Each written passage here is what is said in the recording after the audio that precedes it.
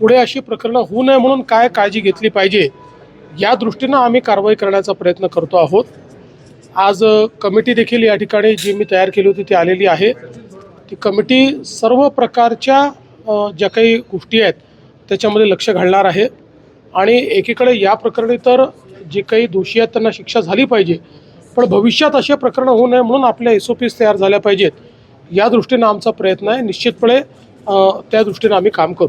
Sir, सगळ्या charitable हॉस्पिटलच्या ऑपरेशन्सच्या संदर्भानं तक्रारी प्रचंड येत आहेत, मात्र धर्मदाय आयुक्तांच्या लिमिटेशन्समुळे किंवा त्यांच्या अकार्यक्षमतेमुळे या तक्रारींचा निपटारा होत नाही। हे मुळामध्ये आता आपण आपल्या कायद्यामध्ये याच अधिवेशनात बदल करून पुन्हा काही अधिकार हे धर्मदाय आयुक्तांना दिलेले आहेत। आपल्या लॉ अँड ज्युडिशरी विभागामार्फत आपण त्याची देखरेख देखील करतो। आपला प्रयत्न आहे की संपूर्ण धर्मदाय व्यवस्था ही ऑनलाईन एका प्लॅटफॉर्मवर यावी, जेणेकरून कुठे आपल्याकडे बेड्स आहेत, किती ते अवेलेबल आहेत, ते दिले जात आहेत की नाही, याचं सगळं मॉनिटरिंग आपल्याला करता यावं। आणि याकरता CM ऑफिसमध्ये जो आपला मुख्यमंत्री आरोग्य कक्ष आहे तोही याच्याशी आम्ही जोडण्याचा प्रयत्न करतो आहोत, जेणेकरून त्यांच्यावर एक दबाव राहिला पाहिजे आणि मला विश्वास आहे की पुढच्या काळामध्ये याच्यामध्ये एक मोठी सुधारणा आम्ही करू शकू। एक पत्रक आज धनंजय केळकरांनी काढले मंगेशकर हॉस्पिटलच्या वतीने। तुमच्या कालचा असंवेदनशील हा शब्द फार लागलाय त्यांना।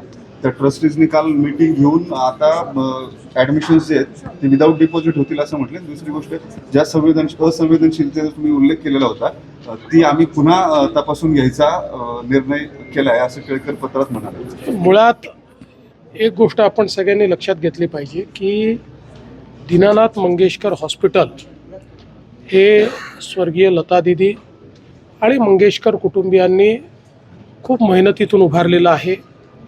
एक नावाजलेलं हॉस्पिटल आहे।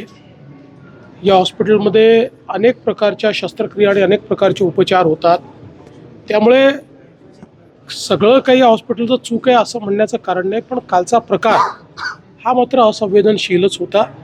जिथे चूक आहे तिथे चूक म्हणावं लागेल, ती चूक सुधारावी लागेल। जर ते सुधारण्याचा प्रयत्न करत असतील तर मला त्याचा आनंद आहे। आपल्या या ज्या समित्या आता नेमलेल्या आहेत, धर्मदाय आयुक्तांच्याकडून नेमलेली समिती आणि आरोग्य विभागाची समिती, काही फाइंडिंग्स आल्यात का समोर? नाही, प्राथमिक फाइंडिंग्स आहेत, पण जोपर्यंत आम्ही नेमलेल्या कमिटीचे फाइंडिंग्स येत नाहीत तोपर्यंत त्याच्यावर बोलणं हे अर्धवट।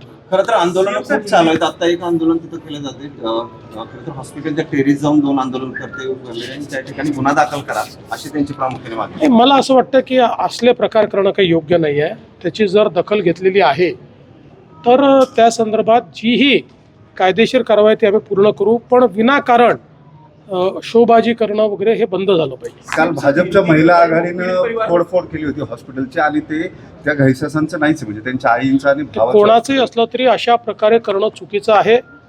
महिला आघाडी कोणाची असो, ती भाजपची असली तरी हे चूक आहे। सर, हिंदी में पीड़ित परिवार ने मुलाकात की आपसे। 2 मिनिट।